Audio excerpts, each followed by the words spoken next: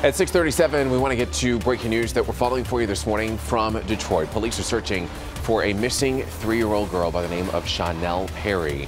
She was allegedly taken from her home on Biltmore Street by her non-custodial mother, whose name is Lucia. She visited the home when Chanel's father was away. The mother does suffer from bipolar, schizophrenia, and also takes medication. If you have any idea where this little girl could be, please give police a call. And the U.S. House of Representatives just voted to pass a 2-year budget deal this morning, marking the end of a very short second government shutdown in less than 3 weeks. The new bill will increase the budget cap by $300 billion and offer up more than $80 billion in disaster relief funds for hurricane-ravaged Texas, Florida, and Puerto Rico. Now that bill will head to President Trump for signing.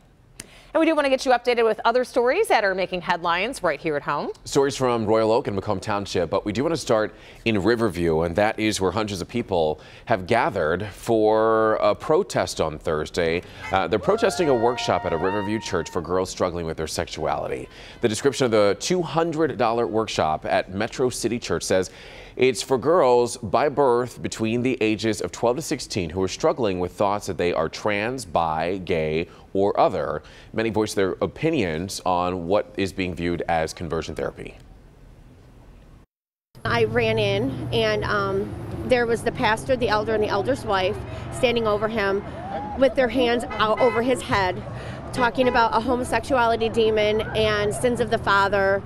Lawmakers now calling on Attorney General Bill Schuette to investigate the church under the Michigan Consumer Protection Act.